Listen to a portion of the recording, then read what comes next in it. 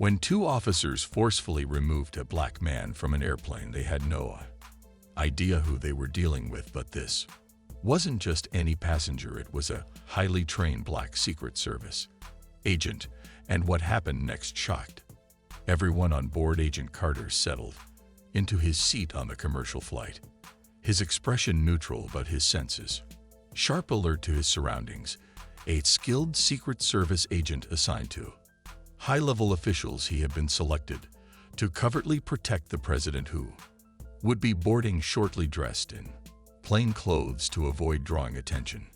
Carter kept his focus on his duty, discreetly monitoring the aisle and passengers boarding. He adjusted his posture slightly to conceal the holstered firearm strapped to his leg, a standard precaution for agents even on commercial flights. As the plane filled with passengers, two police officers, Officer Myers and Officer Grant, entered and made their way down the aisle. Their eyes moved over each face, scanning the cabin as they walked to their seats.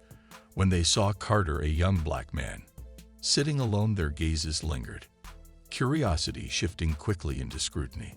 They exchanged glances, eyebrows raised, as they took in his appearance and demeanor, each silently feeding into the other's unspoken suspicions. The officers, both uniformed and seated only a few rows behind Carter, continued to observe him, growing increasingly unsettled to them. Something didn't feel right. They couldn't understand why a black man, especially one with an air of quiet authority, was seated on a plane with the president about to board. Their suspicion began to grow, overshadowing any logical explanation, and they leaned into their assumptions, thinking it unlikely he had any legitimate reason to be there. Minutes passed, and with each passing moment, the officers' doubts solidified into certainty. Finally, unable to restrain their suspicions, Myers and Grant stood, stepping into the aisle and making their way over to Carter. Their expressions were guarded but edged with hostility. They stopped beside him, their stances confrontational. As Myers spoke first, his tone flat but probing. "Sir, can we see some ID?" Myers demanded, his gaze fixed on Carter with a hint of accusation. Carter looked up, surprised but calm, noting their tone and stance. He could see the suspicion in their eyes, a weariness that seemed out of place but very familiar. "I'm with the Secret Service," Carter said, keeping his voice level. He moved slowly, reaching for his identification, but the officers cut him off, dismissing his response. "Secret Service, sure," Grant muttered, his skepticism plain. "And what are you doing on this flight?" "I'm here on official business," Carter answered simply, hoping to diffuse the tension, but the officer expressions only hardened their disbelief, deepening. As Carter shifted in his seat, Grant's gaze dropped, catching sight of the firearm strapped to Carter's leg. His eyes widened in alarm, and he immediately drew back, his hand moving to his own holstered weapon. "He's got a gun," Grant yelled, his voice carrying through the cabin. "Everyone stay calm. This man is a threat." The announcement sent a ripple of panic through the passengers, who began murmuring nervously and glancing at each other in alarm. Before Carter could respond, both officers drew their guns, aiming them directly at him. "Get down on the ground," Myers shouted, his tone commanding. Passengers gasped, some ducking instinctively while others stared wide-eyed at the unfolding scene. Carter raised his hand slowly, his voice steady but urgent, as he tried to explain. "Please let me clarify. I'm authorized to carry this weapon. I'm here on duty," he said, meeting their eyes, hoping reason would break through their hostility. But his words fell on deaf ears. The officers were too far gone in their assumptions, their fear of what they believed he represented blinding them to any logic. Ignoring his protests, Myers reached for Carter, roughly grabbing his arm. As he forced him onto the ground, Carter winced, but complied, aware that resisting would only escalate the situation. His hands were restrained behind his back, and he felt the cold bite of the cuffs on his wrists as the officers searched him, stripping him of his personal items, including his Secret Service badge. They pocketed it without a Second glance too fixated on their perceived threat to examine it closely. Myers and Grant exchanged a grim nod.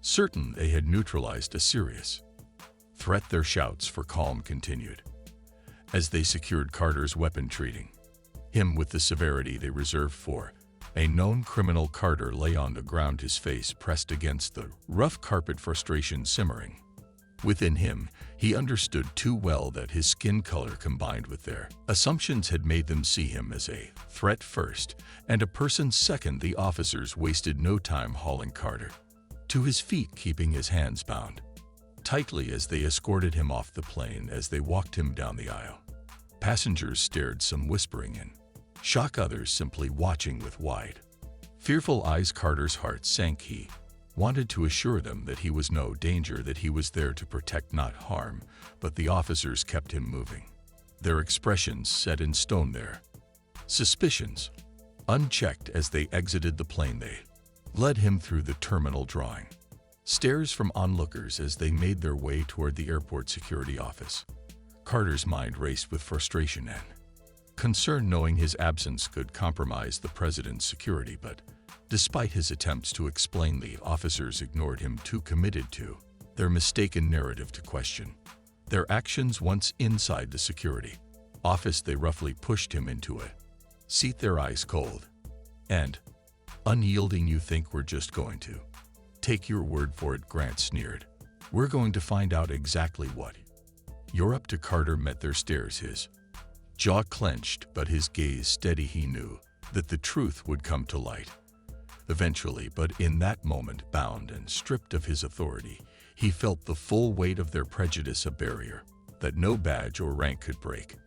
Despite Agent Carter's repeated attempts to identify himself, the officers pressed him harder, refusing to listen. Each word he spoke seemed only to fuel their suspicion, ignoring his explanations. Officer Mears and Officer Grant pinned Carter down against the rough carpet of the airplane floor, securing his hands tightly behind his back. Carter winced as they forced him into handcuffs, his efforts to stay calm growing more difficult with each dismissive shove. Passengers watched in stunned silence, some whispering among themselves, others craning their necks to get a better view of the spectacle unfolding before them. The officer's harsh treatment of Carter made several onlookers frown in confusion, yet no one dared to intervene. From his position on the floor, Carter scanned the faces, hoping for a glimmer of understanding, but the officers left him no chance to clarify. They pulled him roughly to his feet, ignoring his secret service badge as they patted down his pockets, confiscating every item he carried with the air of men who had captured a dangerous criminal. Out of the way, Grant barked as they escorted Carter down the aisle toward the exit, ignoring his efforts to speak. "I'm on duty," Carter said, his voice firm but controlled. "I'm here for the president. Removing me could endanger him." But Myers scoffed, giving Carter a cold look. "Save it, you're done with excuses." In a few swift steps, the officers had removed Carter from the plane and began guiding him through the airport terminal, holding his arms tightly on either side. Carter could feel the weight of onlooker stares, a blend of surprise and unease as they passed by. His frustration simmered beneath his calm expression, the reality of his situation becoming all too clear. These officers had already decided he was a threat, and no words of his would change their minds. Once they arrived at the airport security office, the officers shoved him toward a small, dimly lit detainment room. Carter stumbled slightly but steadied himself, taking in the sterile, confined space that now separated him from his duty to protect the president. They pushed him into a metal chair, the handcuffs biting into his wrists as he sat facing the officers who towered over him with crossed arms and hard-set faces. For the first time since boarding the plane, a flicker of real worry crossed Carter's face.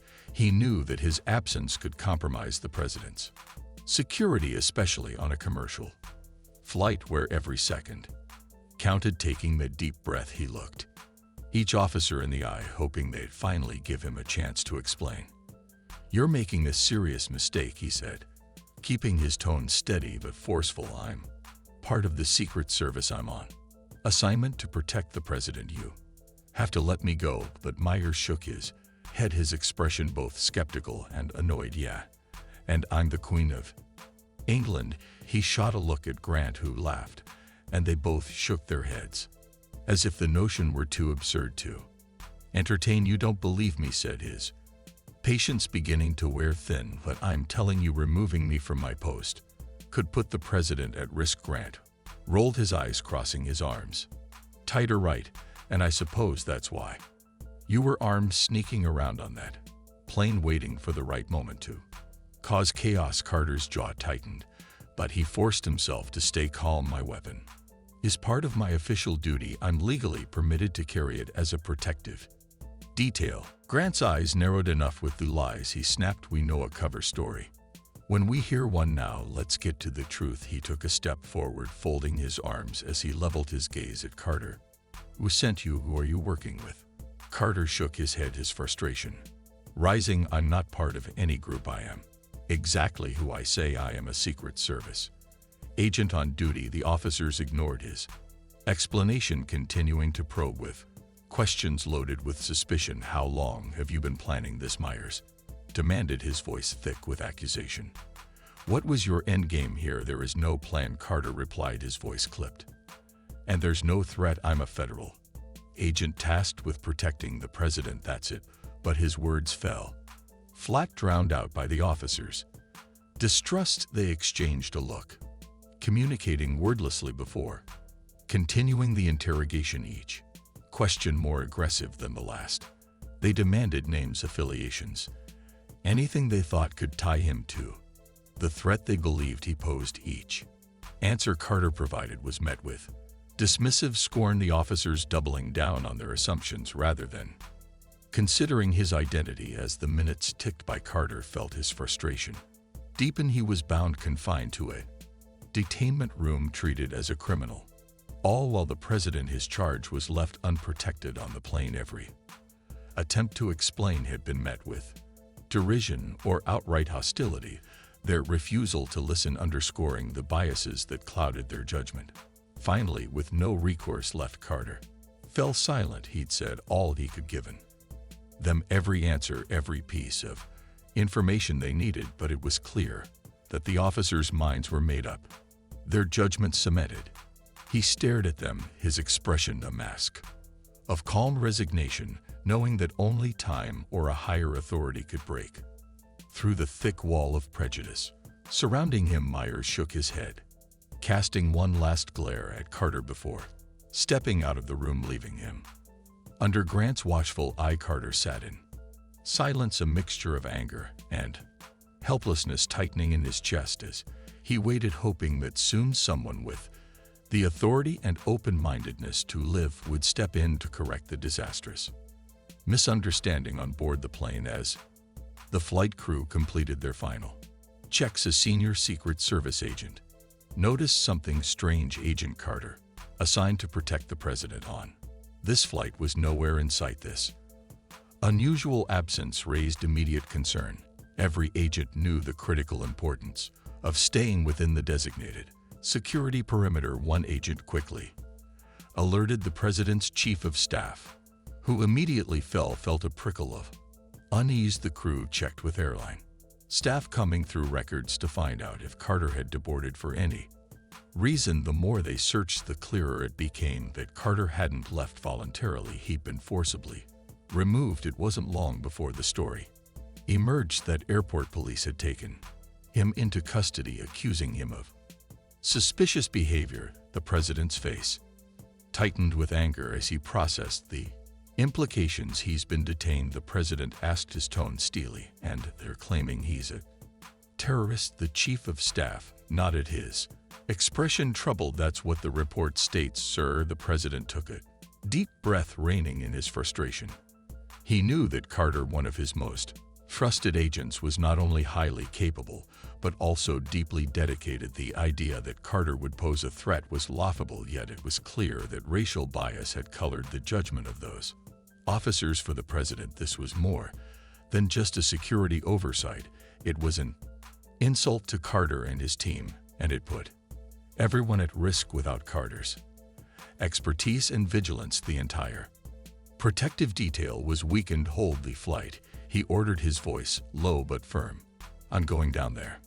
Myself, the president, and his team deboarded, navigating swiftly through the terminal until they reached the airport security office, the site of the president and his high-ranking entourage.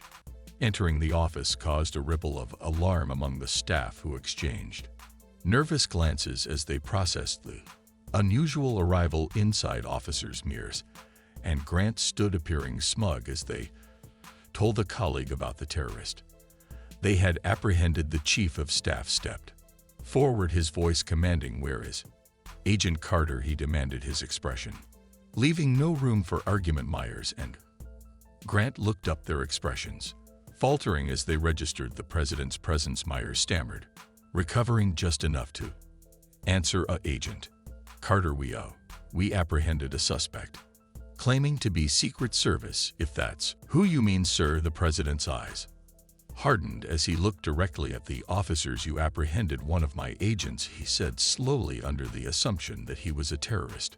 Grant cleared his throat, looking increasingly uncomfortable. "Sir, we thought it was suspicious, a man with a weapon on the plane claiming he was Secret Service. We were just doing our job." The president raised an eyebrow. "And did he have credentials? Did he attempt to show you identification?" The officers looked at each other, suddenly uncertain. Myers mumbled something about protocols and safety, but his voice trailed off under the president's steady gaze. The chief of staff gave a pointed nod, and an aide handed over the confiscated badge, confirming that it was indeed Secret Service issued. The officer faces went pale as the weight of their mistake dawned on them. The president's jaw was set, his expression one of thinly veiled frustration. "Agent Carter was here to protect me. His removal compromised the security of this flight and put my life and everyone else's at unnecessary risk," he said, his voice icy. Realizing the gravity of their error, both officers stood frozen, their confidence shattered. The chief of staff gestured to the door, and the officers quickly led the president and his team down the hallway to the small detainment room where they had been holding Carter. Inside, Carter sat quietly, his expression composed. Despite everything he'd endured, the moment he saw the president enter, his posture relaxed slightly, a look of relief flashing across his face. He had remained calm throughout the interrogation, knowing that the truth would eventually come to light, but the physical and mental toll was evident in his eyes. The president stepped forward, reaching out a hand to help Carter to his feet. "Agent Carter, I apologize for this unforgivable misunderstanding," he said sincerely, his voice carrying the weight of his respect for the man who had been wrongfully detained. Carter nodded, accepting the president's hand and the apology with quiet dignity. "Thank you, sir. I appreciate you coming down here," he replied, though a trace of exhaustion lingered in his tone. Turning back to Myers and Grant, the president gave them a look that spoke volumes. "You both owe Agent Carter a profound apology," he said, his voice cutting through the room like steel. "This type of racial profiling is not only wrong but dangerous. You judged him based on his appearance without giving him a chance to explain, and it nearly cost lives today." Myers and Grant shifted uneasily, clearly embarrassed, but managed to mumble, "Apologies, we're sorry, Agent Carter," Myers said, his voice barely a whisper.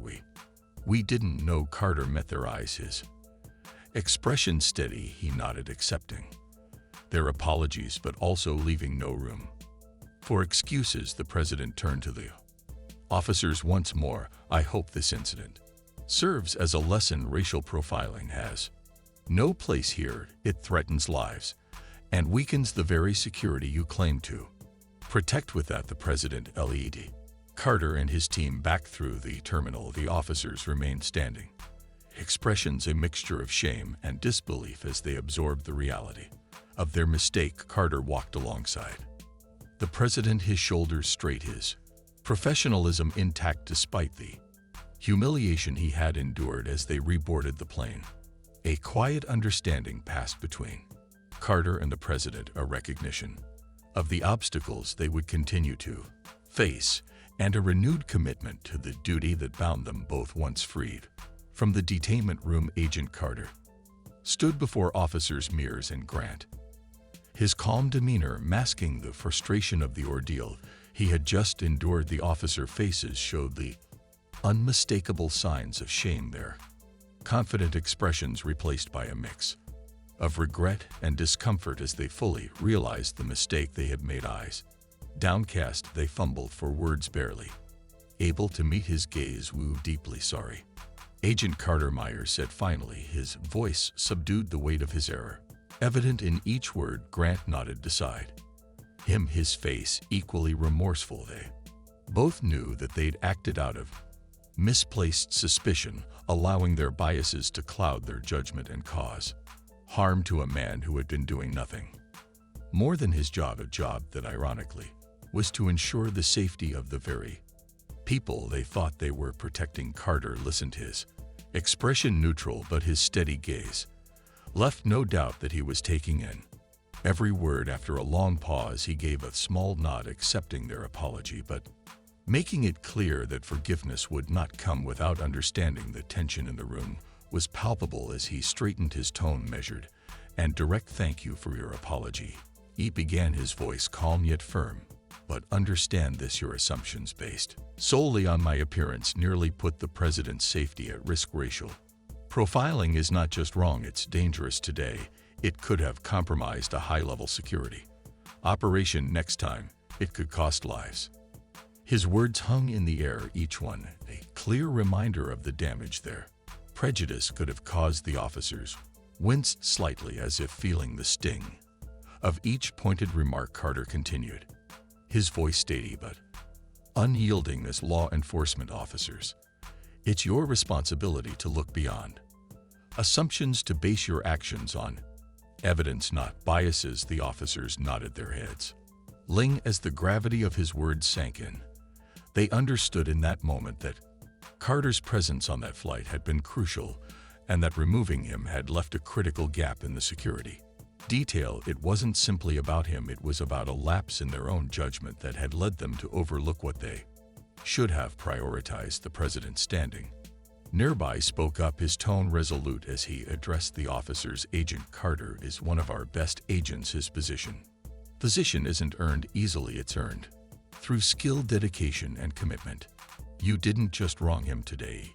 You failed in your duty to exercise fair and unbiased judgment. Racial profiling and assumptions like yours have no place here or anywhere." Myers and Grant nodded, each word from the president solidifying the lesson they had learned. They could feel the eyes of the entire room on them, each gaze a reminder of their serious misstep. The regret on their faces deepened as they exchanged a glance, the weight of their error pressing down on them. "We understand, sir," Grant managed to say, his voice barely above a whisper. "It won't happen again." Carter held their gaze, a subtle expression of strength in his calm demeanor. "Good," he replied simply, the single word carrying both warning and hope. The officers looked back at him with gratitude, visibly relieved that he was willing to give them a chance to reflect and learn from their actions. The president turned to Carter, placing a hand on his shoulder. "Leighton, get back to the flight," he said with a nod. Carter gave a brief nod, in return falling into step with the president as they walked back through the terminal toward the boarding gate. They moved side by side, both men acutely aware of the larger implications of what had just occurred. As they reboarded the plane, the flight crew and passengers who had witnessed Carter's earlier removal looked on with a mixture of curiosity and understanding, some even offering brief nods of respect as he passed.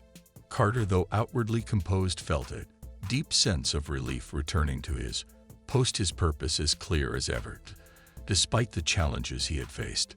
Meanwhile, back in the security office, Officers Mears and Grant stood in silence, reflecting on the incident. They knew that today's events had forever shifted their perspective, a harsh reminder of the critical importance of fair judgment and trust in the people Around them, racial profiling had led them to question and humiliate an innocent man who had been performing his duty with utmost dedication. The regret they felt was sharp and real, a lesson they would carry into every encounter from that day forward. As Agent Carter resumed his place on the flight, he glanced briefly out the window, the events of the day playing through his mind. Though the experience had been unsettling, he felt a renewed commitment to his role, recognizing that moments like this were why he served, to ensure that everyone, even those who had wronged him, could live free from harm. For Carter, the experience had underscored the importance of standing up to prejudice